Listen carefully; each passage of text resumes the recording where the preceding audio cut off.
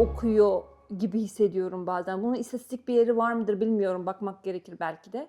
Kadınlar kendilerini geliştirmeye, eğitmeye, buna daha açıklar gibi geliyor. Sence de öyle mi?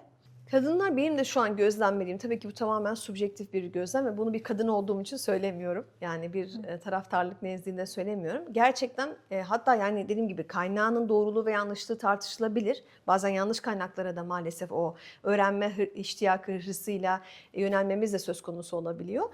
Ama bir şekilde kendisini geliştirmeye daha fazla odaklı olabiliyor. Erkekte bu birazcık daha durağan bir yerde ya da işte dediğin gibi sonucu illa görmesi lazım. Ne işime yarayacak bu meselesinde hemen o cevabın verilmesi gerekiyor. Tabii ki fıtrata göre de değişebilecek bir şey ama bu bir realite.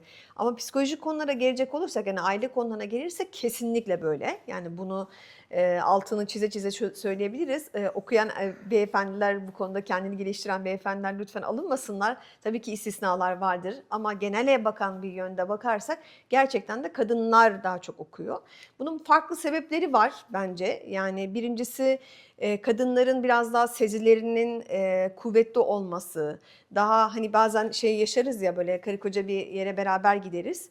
Aynı ortamda sohbet ederiz ve arabada dönüşte konuştuğumuzda fark ettiğimiz şeyler çok farklıdır. Eşimiz şu tepkiyi verir genellikle. Aa ben hiç öyle bir şey duymadım, öyle bir şey fark etmedim. Çünkü biz kelimeleri seçeriz.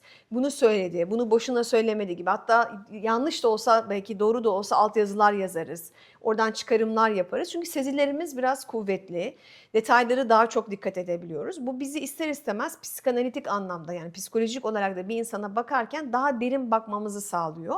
Hem karşımızdakine daha derin bakıyoruz hem onunla ilgili bir şekilde analizlere varmış oluyoruz. Kendimize de ilgili aynı şekilde, çocuğumuzla ilgili de. Bu birazcık hani bizim fıtratımızdan, kadın olmamızdan, duygusal zekamızın yüksekliğinden kaynaklanabilir. İkincisi yani toplum malum bir şekilde toplumsal rolde kadın aileden sorumlu devlet bakanı. Yani her ailenin bakanı kadın.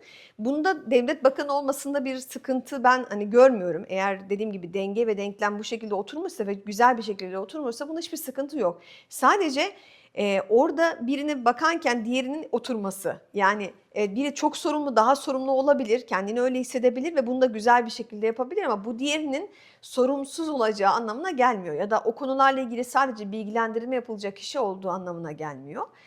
O yüzden buradaki hani aşırı dengesizlik evet hani %60, %40 olabilir, %70, %30 olabilir ama bu tarafta da ciddi bir payın hala olması gerektiği gerçeğinin kabul edilmemesi. Bir üçüncüsü de yani yaraları olması kadınların. Malum ataerkil bir sistemde özellikle bunu kabul etmek lazım. Kadınların mağduriyetleri daha fazla konuşuluyor değil mi? Kadın hakları günleri var işte değil mi? Kadınlar günü var. Erkekler günü niye yapılmıyor diye bazen serzenişte bulunuluyor çünkü ama mağduriyetler noktasında baktığımız için aslında kadınların daha fazla psikolojik hatta bazen fizyolojik mağduriyetleri söz konusu olabiliyor. İşte bu yüzden bu güç dengesizliğinin verdiği bir şeyde yani daha doğrusu dengesizlik de demeyeyim ama gücün doğru kullanılmamasının maalesef insani bir boyutta kullanılmamasının, vicdani ve ahlaki bir boyutta kullanılmamasından dolayı kadınların daha çok yaraları var. Şimdi benim bir hastalığım olmadıktan sonra ben o konuyla ilgili gidip araştırma yapar mıyım? Yapmam. Ben o konuda bir yaram olması lazım ki bir sıkıntı çekiyor olmam lazım ki değil mi? İnternette işte cildimde şöyle bir kızarıklık var buna ne yapabilirim diye yazayım ya da gidip bir doktorun kapısını çalayım. Kadınlar bu konularda daha yaralılar, daha çok fark ediyorlar ve bu yüzden gidebiliyorlar. Bir diğeri bence güç dengesindeki bir problem. Yani nedir bu? Birçok kadın karşısındakini değiştirmek için geliyor. Çünkü şöyle diyor, benim gücüm yetmiyor yani değiştirmeye. Oradaki mağduriyetleriyle geliyor. Ama orada şöyle bir gücü fark ediyor. Aa evet aslında ben karşımdakini değiştiremezmişim. Benim kendimi değiştirmem gerekiyor. Yani ve değiştirebileceğim tek şey, gücümün yetebileceği tek şey de kendimim. Ona bile ne kadar yeter tartışılır. Dolayısıyla burada da kendisine dair bir yönelmeye başlıyor. Bir de galiba birazcık daha bu konularda, duygusal alanlarda daha cesaretliler. Çünkü erkekleri genellikle şöyle bir şeyini görüyoruz. Hakikaten yani mesela fiziksel anlamda ne bileyim bir savaş değil mi söz konusu olduğunu Allah korusun bugün Rabbim kimseye vermesin ama canını bile ortaya koyacak şekilde, fiziksel yaralar alabilecek şekilde kendini siper edecek bir cesarete sahip. Yani ölümle burun buruna gelebiliyor gerektiğinde ama bir terapist koltuğuna mesela oturmaktan bu kadar cesaretli olamayabiliyor. Bazen şey diyorum yani en kötüsü neyle karşılaşacaksınız? Yani bir canavar çıkmayacak içinizden tek gözlü işte böyle ne bileyim ya da bir monster yaratık falan garip bir yaratık çıkmayacak.